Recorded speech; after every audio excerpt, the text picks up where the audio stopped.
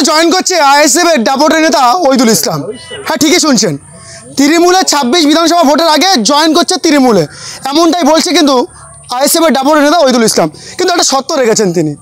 ক্যানিং পূর্ব বিধানসভার বিধায়ক শওকত মোল্লাকে তিনি কড়া ভাষায় বলছেন, প্রশ্নের উত্তর দিতে পারলে আমি তৃণমূলে জয়েন করবো, এবং আমি একা নয়, খুদ তাদেরকে নিয়েই জয়েন করবে তৃণমূল কংগ্রেসে।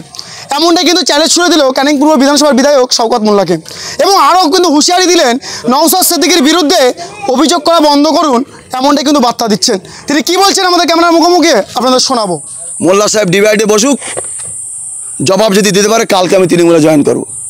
আমার প্রশ্নের জবাব দিতে পারলে কালকে তৃণমূলে জয়েন করব। আমি একা না, আমার সহসঙ্গীরা নিয়ে জয়েন করব। বলুক, অন ক্যামেরায় বলছি, কালকে তৃণমূলে জয়েন করব। আমার প্রশ্নের জবাব দিতে হবে।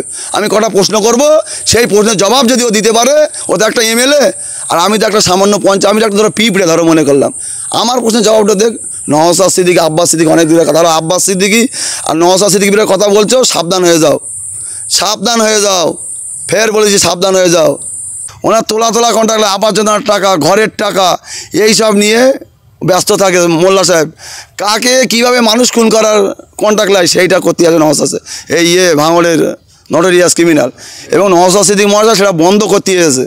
পুলিশের বিরুদ্ধে আপনাদের কোনো ক্ষোভ বা অভিমান কিছু নেই যে আপনাদের সরকারি অনুষ্ঠানে বলেন না? আমি দেখো, রাষ্ট্রের বিরুদ্ধে কেউ লড়াই করে না, পুলিশকে আমরা সম্মান করি, আইনের কাজ করবে। এবং তবু আমি ওই পুলিশকে বলবো, আমাদের যে বাংলায় পুলিশ মন্ত্রী, তিনি তো হচ্ছে ক্ষমতার অপব্যবহার করছে, এবং এই কিছু পুলিশ চটি চাটছে।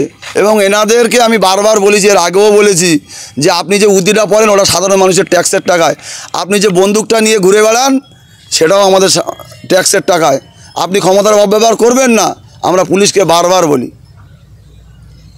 ভাঙড়ে যখন তৃণমূল কংগ্রেসের রাজনৈতিক সভা হচ্ছে, একেবারে সেই সভাতে মানুষের জনজোয়ার, মানে 26-এর আগে তৃণমূল কংগ্রেস যাচ্ছে, আইএসএফ মুছে যেতে পারে 26-এ। দেখো, এটা সম্পূর্ণ ভিত্তিহীন কথা আমিই বলছি আজকের। নওশাদ সিদ্দিকী তো অনেক দূরের কথা, আমি দায়িত্ব নিয়ে বলছি, ঘটকপুকুর ব্রিজ পার হয়ে ওই নটোরিয়াস ক্রিমিনাল আধার কার্ড চেক করে ঢোকানো হোক। আর আমি দায়িত্ব নিয়ে বলছি, আমি মিডিল করে দেখিয়ে দেবো আধার কার্ড চেক করে নিয়ে, কার কতটা লোক আছে সেটা দেখা যাবে। ওইসব ধরনের কথা বলবে না, আধার কার্ড চেক করে ঢোকানো হোক। ক্যানিং পূর্ব থেকে গাড়িগুলো আসে, ক্যানিং পূর্বতে লোকগুলো সব আমাদের কাছে ভিডিও ফুটেজ আছে, আমরা প্রমাণস্বরূপ কথা বলি, আমরা দায়িত্ব নিয়ে কথা বলি। আমি বলে দিচ্ছি আজকের, আমরা ভাঙড়বাসী বলে দিচ্ছি, আমরা যখন মিটিং করব প্রত্যেকটা আধার কার্ড দেখিয়ে ভাঙড়ের মানুষ কিনা, ওইসব পাগলে কিনা বলে আর ছাগলে কিনা খায়, ওইসব উঠতে বলবে না। আর উনি একটা, আর ও কি এত বড় হুনো হয়ে গেছে, ও কি হুনো যে ওর নামে কিছু বলা যাবে না, ওর নামে কিছু বললে কাউকে থানায় কেস ঠুকে দিচ্ছে। কেউ, ও তো মমতা ব্যানার্জি নিজেই বলছে তুই তো বোম বন্দুকগুলি লড়াই করিস, তাহলে গুন্ডাকে গুন্ডাই বলবে, চোরকে চোর বলবে, মোস্তানকে মোস্তান বলবে, ডাকাতকে লোক ডাকাত বলবে।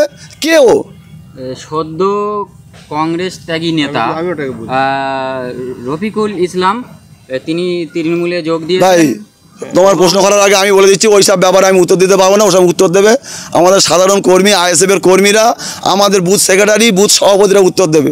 ওকে নিয়ে আমি কথা, ও অনেক কথা বলতে পারে, ওইসব প্রশ্ন আমাকে করবেন না। আমার প্রশ্ন এইটা যে ওনাকে নিয়ে আপনাদের কিছু আইএসএফের মহিলা কর্মী মানে বিতর্কিত মন্তব্য করছেন, বা ওনার মানহানি হয়েছেন বলে উনি থানায় অভিযোগ করেছেন। একটা কথা বলি, আপনাদের মহিলা কর্মীরা যা বলছেন এটা কি আপনি সমর্থন করেন?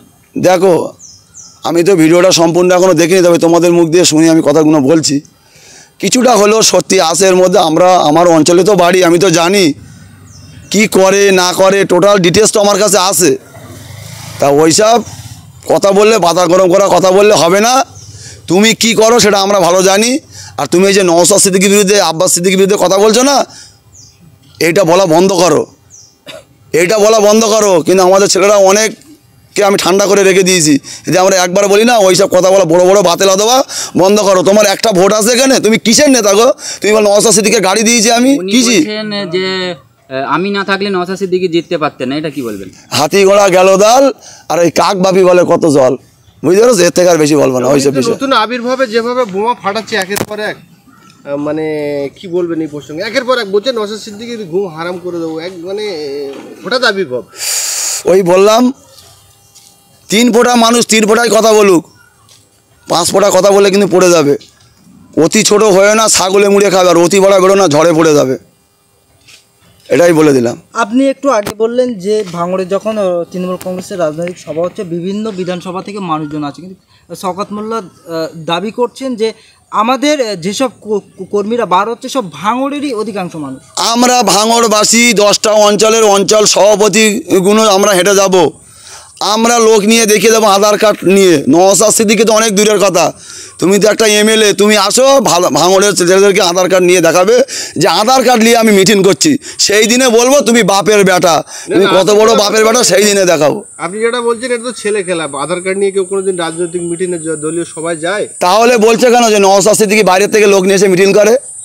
এটা প্রমাণ করি গো, আর আমি প্রমাণ করে দিচ্ছি। আপনারা বারবার বলেন তার কাউন্টার ওনারা দিয়ে একদম না, আমরা কোনোদিন আমরা বারবার আমরা প্রমাণ দেখিয়ে দেবো, ভিডিও ফুটেজ দেখিয়ে দেবো, গাড়িগুলো কোথায় থেকে আসছে, লোকগুলো কোথায় থেকে আসছে, তাদের মুখ দিয়ে শোনাবো আমরা, সেই তারাই বলবে। আমার কোনো কথা শুনে বিশ্বাস করতে হবে না তো, যারাই আসছে তাদের মুখ দিয়ে শুনবে কোথায় থেকে নিয়ে আসছে, কত টাকা দিয়ে নিয়ে আসছে, তাও শুনবে আপনারা। আপনাদের কাছে ভিডিও আছে তো, আপনারা দেখাতে পারবেন।